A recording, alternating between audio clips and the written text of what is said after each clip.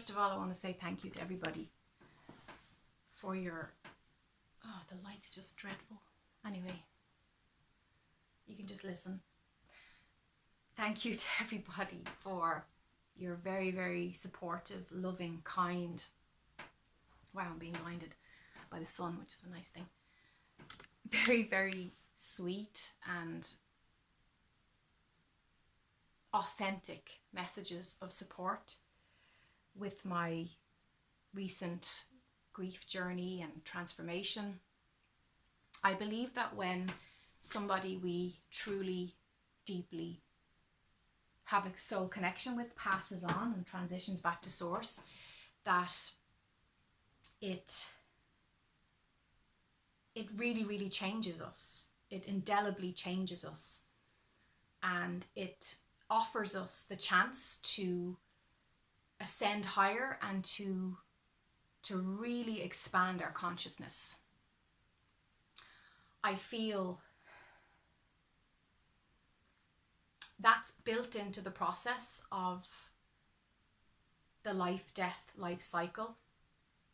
I feel like I truly believe, and I've lived this through my dad's passing, I experienced this as well. And I'm going through a similar, not the same, but a similar grieving process or journey. And it really helps you take stock of what you're doing with your energy, what you're doing with your life, and how you're proceeding. It encourages you to look at your perspective, your thoughts, your consciousness, your focus. It really highlights where are you focusing and what are you creating.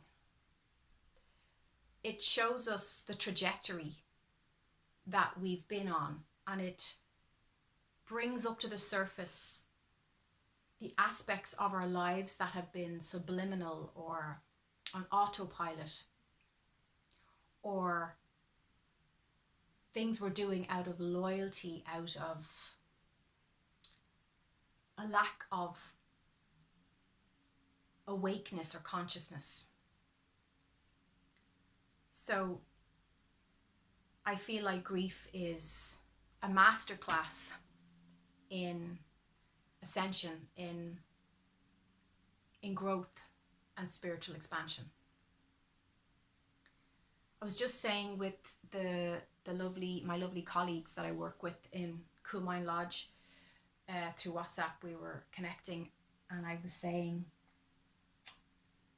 when someone you love passes, a part of you, a part of the story of your life, which was deeply woven with that person,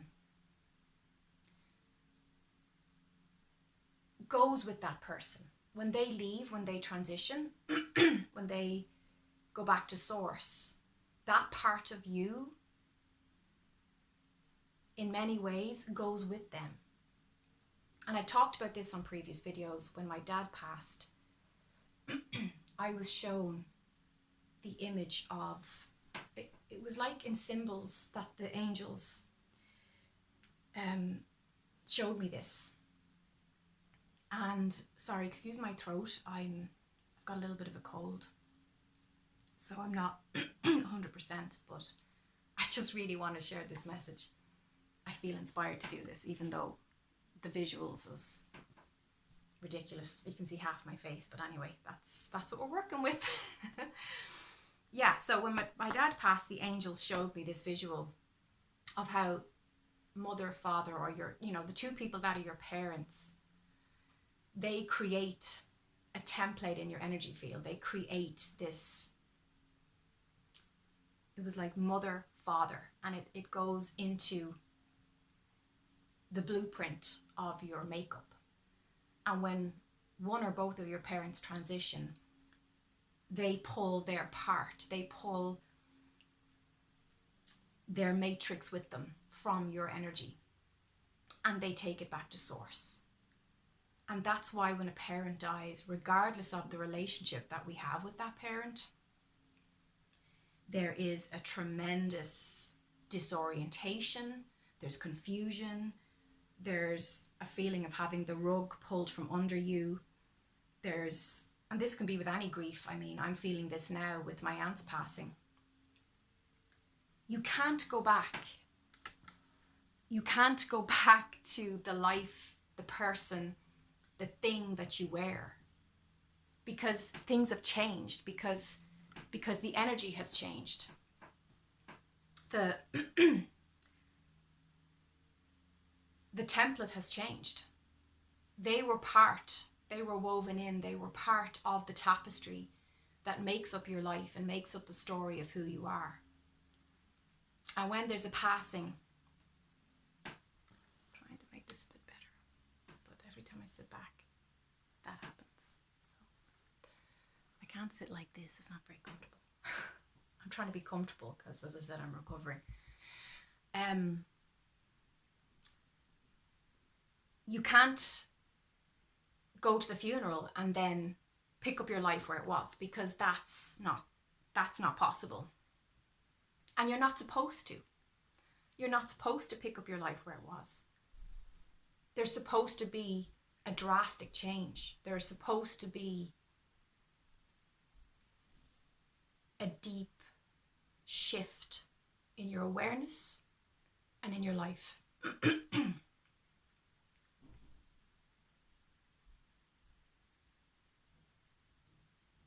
Grief is supposed to change us on a deep cellular level. And it's supposed to give us a deeper understanding and a sharper focus on life. And it does. Wow, I mean, boy, does it encourage us to not just look at who we were, but who we want to become. It kind of clears the decks. It clears the decks to give you a chance to rebuild, to restart, to reorient, to it neutralizes and clears things so you can go, okay, how do I rebuild? Because the house that was there, that I was living in, that was my life, that's crumbled to the ground. That's gone now. So what kind of house, what kind of bricks, what kind of garden do I want to live in now? How do I want this to look? How do I want this to be? What does this mean to me now? That beautiful house that I was living in, that was my life, that's a beautiful part of my story, and it's valid and it's important, and I cherish it, I treasure it. But I can't be attached to it because it's gone. But there's this strong, firm foundation of love that the person who transitioned helped me to build and create. That's always there. That foundation, that is source, that is always there. Nothing can touch that. That's not temporary. That's infinite. It's not finite. So that foundation is there. And I get to choose now, moving forward, what kind of dwelling, what kind of home I want to live in. I want my life to be. I want my life to look like. It's amazing because as you're going through the ups and downs and the many layers that is grief, you're given these chances, you're given these golden opportunities to review and reflect and to rest until the time comes that you know you're ready to create something new and you're ready to step into those shoes of this more mature being understanding life on a deeper, clearer level. That's what I'm getting from this, and this is all just coming up now. I've had these thoughts about grief for a while, but with the passing of my aunt, I'm able to revisit these thoughts and expand again on them, because we are always adding on. Nothing is being taken away. We think that things are being chipped away and taken away, but actually we're adding on.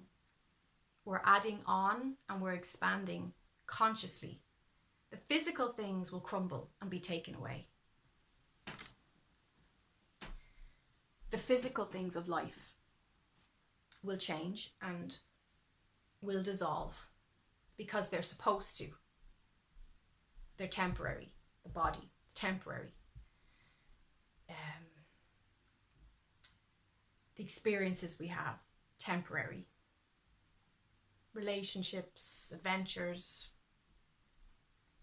our children, it's all temporary. Things change, things move, the wheel turns. That's part of it.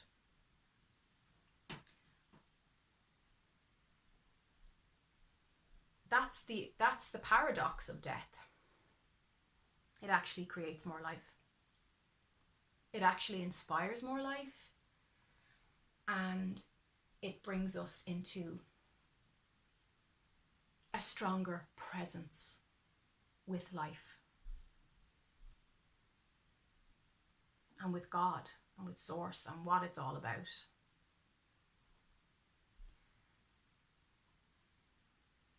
It's bittersweet, and it's meant to be both. It's supposed to be the sadness, the tears, that feeling in the center of your heart where it feels like it's been cracked open and you've been scraped the bottom of the barrel. There's absolutely nothing left. That's a beautiful part of it, because that is meant to happen so that you have space, so that you have clearing and you have clarity, and there's space in here to create new life, to have new experiences, and to be fearless. Yes, that's one of the big things I've noticed when I witness death. It creates this fearlessness in me. It just makes me feel, I can feel life just rushing through my body. I can feel life getting stronger. It reminds me of that little poem that Marilyn Monroe wrote. Help, help, I feel life coming near when all I want to do is die. The closer she got to connecting with that wish of death, or, going back to Source, the closer she felt life was tugging at her and calling her and pulling her to participate, to be present. They are one and the same. Birth and death. They're like coming from a different angle, but they're the same. And I like that. I get comfort in that.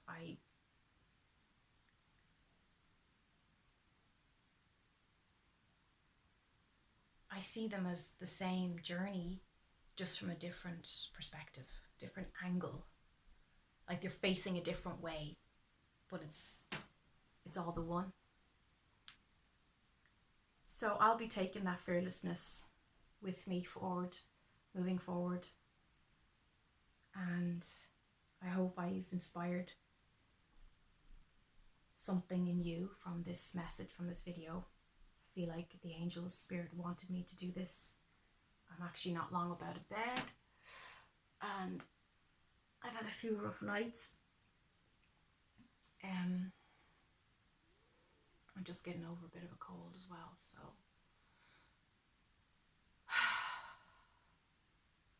but it feels good to express this, and if I even can reach one person who can take some comfort and peace from this message, then my job is done.